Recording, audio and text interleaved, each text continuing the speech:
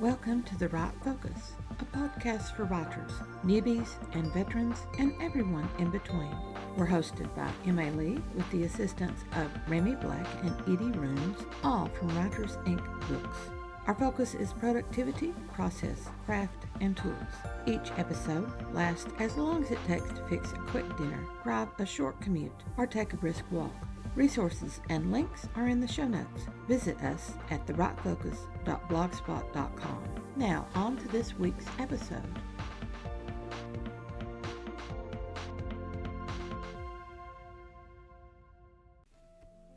We're continuing our Easter series combined with writing as we seek more.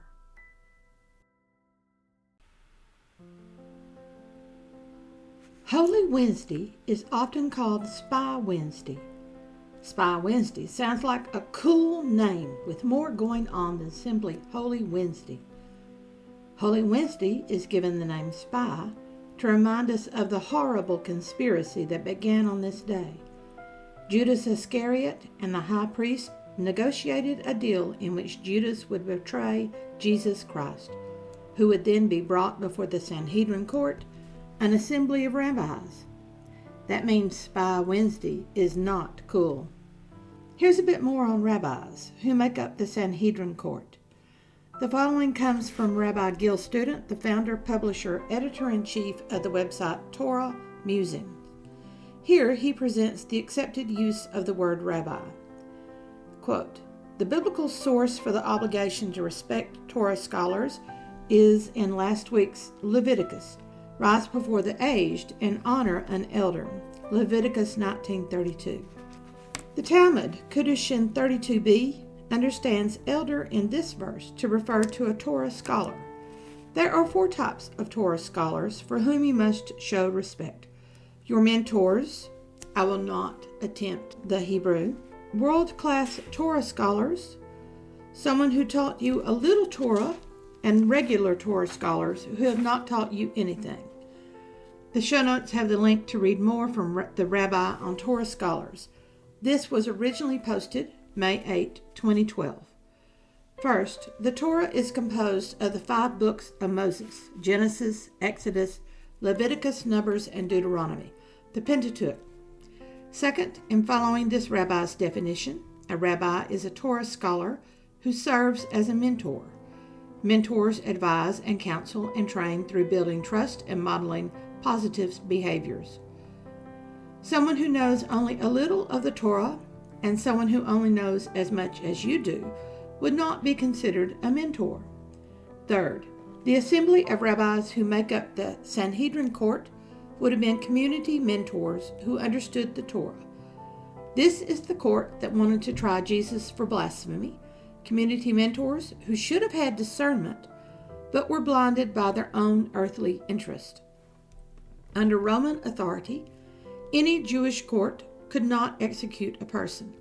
This is the reason Pontius Pilate, governor over Palestine, Judea, became involved. Rome would not convict Jesus for blasphemy against the Jewish God. Rome would only convict for treason against the Roman government. The Sanhedrin Court, then, would need to lie to force the Romans to put him to death. Here's a bit more on Judas, who also wanted more. 30 pieces of silver. That really doesn't sound like a lot of money, does it? Korah tells us that 30 pieces of silver at the time of the betrayal in 30 AD was the equivalent of 5 work weeks made up of 6 days. 30 days of work for 30 pieces of silver. A week's wage, one site says. The equivalent of $600, another claims. $3,000 in today's value. The price of a slave, about $50. Another website claims that it was 30 pounds of silver. I wonder how long Judas and the high priest haggled over that price. A single online search will reveal how much haggling is still going on over the 30 pieces of silver, as if the money is the major point. Let me emphasize this. The money, the amount of that money, is not the major point. The major point is that one of Jesus' followers, one of the inner circle of 12, decided that he would rather have money than continue following a man whose every word was radical. Do any of those amounts really matter? Judas got angry enough to walk out and become the linchpin of a conspiracy to trap Jesus and bring him down. Jesus was making it too uncomfortable for the people in power. The two sides of the conspiracy negotiated a price. Judas left to fulfill his side of the bargain. He wasn't paid until he played his part. Once that was done, he gets his money. What motivated Judas in his betrayal? Did Judas want more money? Or did he want more from Jesus? Did Judas join with Jesus because he thought Jesus was the true Messiah? Or did he join because he thought Jesus would lead a revolution against the Romans? Was Judas intending Jesus to die? Or was he intending to shock Jesus into behaving the way a rabbi or master teacher should behave? Did the Sanhedrin Court lie to Judas, letting him think Jesus would not be turned over to the Roman authorities? Or did he truly believe Jesus was a blasphemer who needed to die? Was he a willing participant in their lie to the Roman court? Or was he merely their dupe? Does it matter? When Judas realizes what he's caused, he attempts to return the money. This more than implies that he didn't want Jesus to die. Maybe he thought that while the Sanhedrin Court would convict Jesus of blasphemy, the Romans wouldn't involve themselves and Jesus would remain alive. However, most people go into things without considering all of the consequences. Very few people intend the bad consequences of their actions. They consider what they want and what they will get. They don't consider the possible negative results and the damage to others. I've seen that often. Once people start the ball rolling, they really can't control where or how fast or how far it will roll. More means less. Whichever answer fits for Judas when he realizes that he will cause a man's death, when he feels the weight of his guilt, he commits suicide. His suicide causes some to pity him. After all, they claim, he didn't intend Jesus to die. He just wanted to stop him. Others argue back that none of the other disciples liked Judas. Because of some trickiness with the group's money, he was mistrusted. That's in John 12:6. He was an outcast among the others. Being an outcast makes it easy to go against the group. Consider the destruction caused by the outcasts who shoot up schools, where they are ostracized by the various cliques. Maybe Judas was a plant of the high priest from the beginning of his time with the Christ. A spy among the disciples, he reported to the high priest. Whatever the answer is, his 3 years with Jesus boils down to 30 pieces of silver, 10 pieces per year. Refresh number 4. As writers, we are creators. When we are devoted to the writing that God gives us, we can outpace the creative fibers in our minds. We run dry. Or we enter a slow, solemn time, a little depressed, and not even enjoyment of God's many blessings to us can ignite a creative fire. We feel a little lost, a lot forlorn, as if abandoned by the very creativity we need. We aren't abandoned. We may need to pause and reassess or consider a different perspective or viewpoint. When we are dry, when we have no spark, we need to haul ourselves out of our current project and reach for the other spheres of creativity, a different form of artistic expression. I will stop to say that creativity depends upon logic. The fanciful thrives when it draws upon the rational. The very rules of logic create a springboard for creative experimentation, as if coloring inside the lines allows us to deepen our composition with nuanced shaping techniques, enriching the logical as the logical polishes the creative.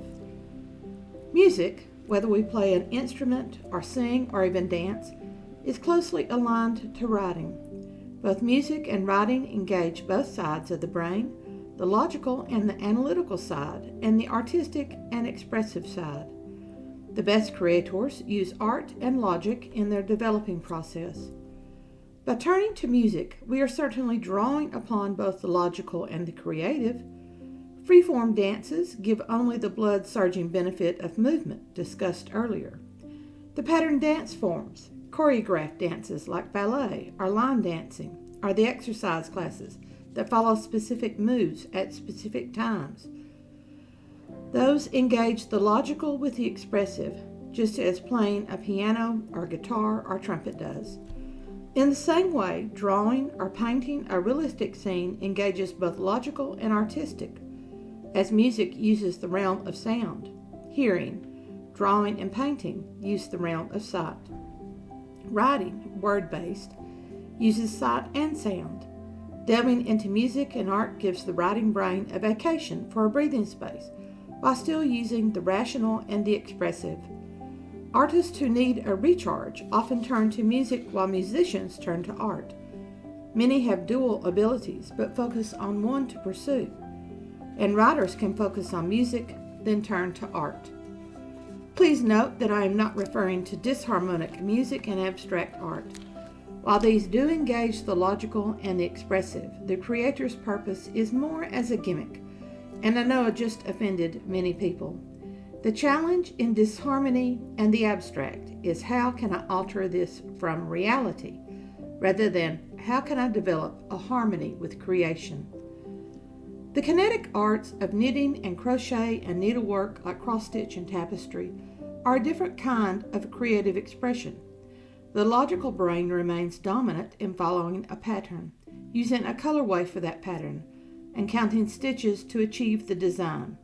Some aspects of this handwork seems unprogrammed, but never truly achieves an automatic action.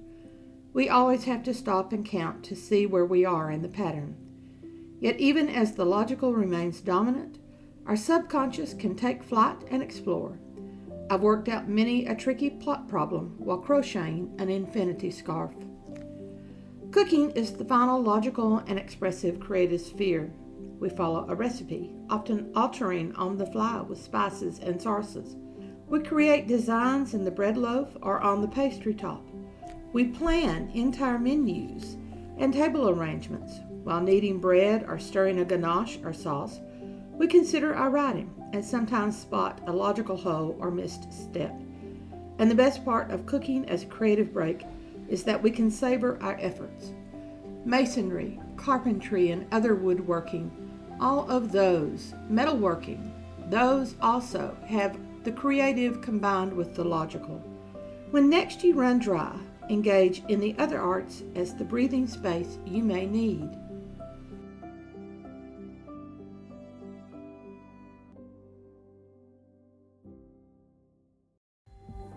Thanks for listening to The Right Focus, a podcast for writers at all levels, hosted by Emma Lee from Writers Inc. Books, assisted by Renee Black and Edie Runes. Our focus is productivity, process, craft, and tools. Music is licensed through Audio Jungle, called Background Music Loop. Its creator is Alexander Polishchuk, known on Audio Jungle as Plastic 3. The music comes in different iterations. Show notes and resource links for this and other episodes can be found at therightfocus.blogspot.com. Write to us at winkbooks@aol.com when you have questions, comments, and speculations. We will try to answer you as quickly as possible. By the way, we will not mind your email address. That's rude. If you find value in our content, share with your writing friends or write a review. We're small beans here without the advertising budget of the big peeps, and you can make a difference. And whatever occurs, write on.